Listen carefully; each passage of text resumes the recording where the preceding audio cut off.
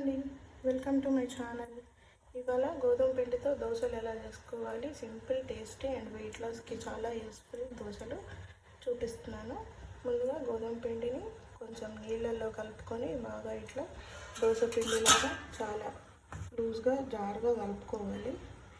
ఇప్పుడు ఇందులో మనం ఒక్కటి తరిగిన పచ్చిమిరపకాయ సన్నగా అండ్ కొన్ని జీలకర్ర వేసుకోవాలి. ఫుల్గా వేసుకొని నేను దీంట్లో ఆల్రెడీ కలిపేటప్పుడే కొంచెం సాల్ట్ యాడ్ చేసి పెట్టాను.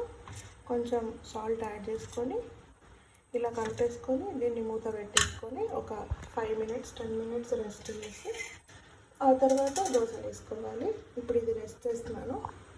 స్టవ్ మీద ఒక ప్యాన్ పెట్టుకొని ఇలా కలుపుకున్న ఈ గోధుమ పిండి మిక్స్చర్ని ఒక్కొక్క గరిటెగా తీసుకొని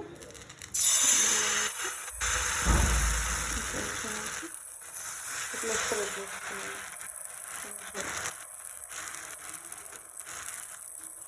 అంతే. ఇది ఒక 1 minute మగ్గినాక కొంచెం ఆయిల్ వేసుకుందాం. పైన కలర్ చేంజ్ అయింది కదా, దీనిపైన ఇప్పుడు కొంచెం ఆయిల్ లైట్గా ఇలా స్ప్రెడ్ చేసేసి కొంచెం మగ్గినాక తిరిగేసుకోవాలి. ఒక ప్యాన్లో ఒక 2 గరిటెలు పిండి స్ప్రెడ్ చేసుకొని కొంచెం కాల్చిన తర్వాత అదర్ సైడ్ తిప్పి వేసుకుంటే అయిపోతుంది.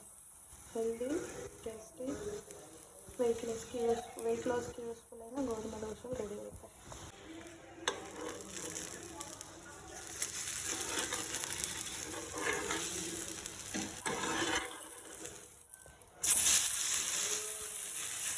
ఇక్కడ ఒక్క డ్రాప్ కూడా ఆయిల్ వేయని అవసరం లేదు. ఇలా వేసుకుంటే మంచిగా అదే కాలిపోతే రెడీ అయిపోతాయి.